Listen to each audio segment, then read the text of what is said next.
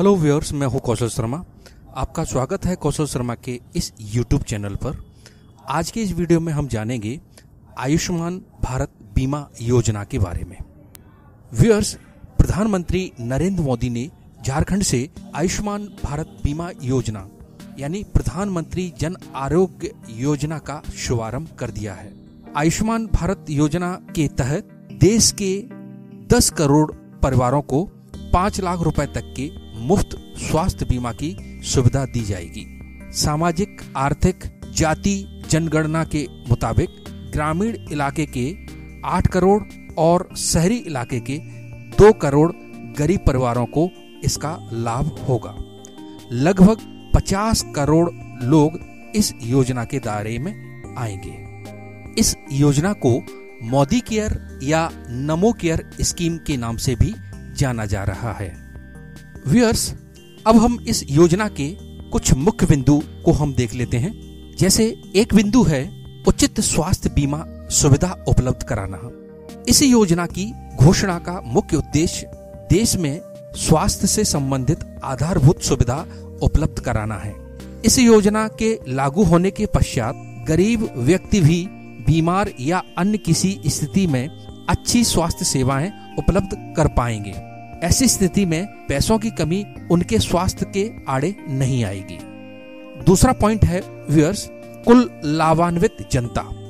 तो इस योजना के द्वारा भारत के करीब 10 करोड़ परिवार लाभान्वित होंगे। एक बार यह बीमा पॉलिसी लेने पर पूरे परिवार के लिए इसका लाभ ले सकते हैं। इस प्रकार करीब 50 करोड़ लोगों को इसका फायदा मिलेगा।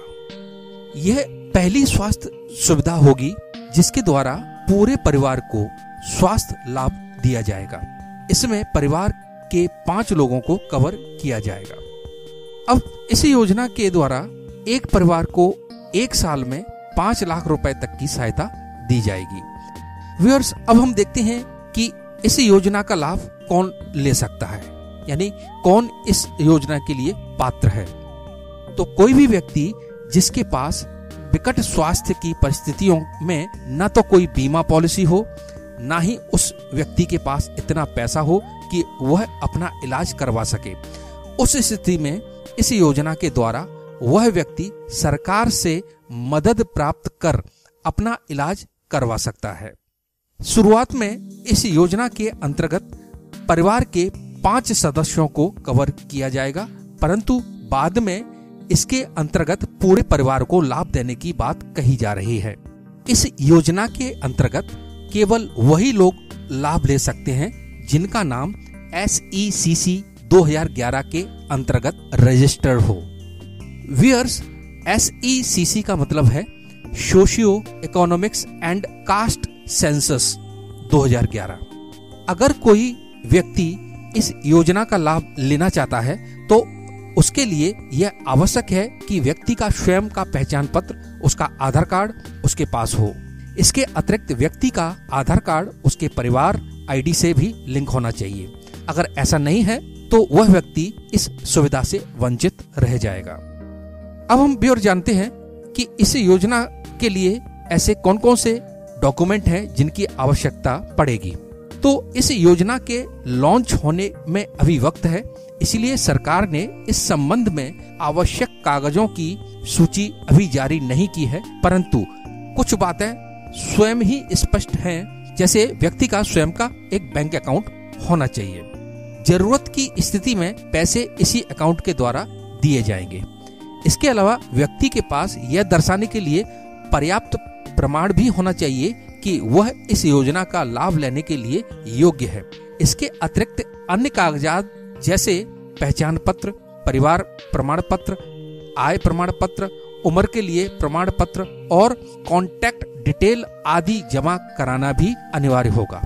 इसके अतिरिक्त जरूरी कागजात की जानकारी इस योजना के लॉन्च होने के बाद ही ज्ञात होगी। व्यूअर्स, अब हम जानते हैं कि इस योजना में हमें कितना प्रीमियम भरना पड़ सकता है। तो व्यूअर्स, इस योजना के द्वारा देश के गरीब और जरूरतमंद परिवारों को बीमारी की स्थिति में वित्तीय सहायता की जाएगी। यह एक तरह की बीमा पॉलिसी होगी जिसका अधिकतर हिस्सा सरकार की तरफ से दिया जाएगा। इस योजना का लाभ लेने के लिए व्यक्ति को इसके अंतर्गत रजिस्टर करवाना होगा और 1100 से 1200 रुपए तक का प्रीमियम भरना होगा। यह बीमा पूरे परिवार को कवरेज करेगा। तो जिस तरह से हम अन्य बीमा करवाने के बाद उसका प्रीमियम भरते हैं, उसी तरह से इस योजना का भी प्रीमियम भरना पड़ेगा।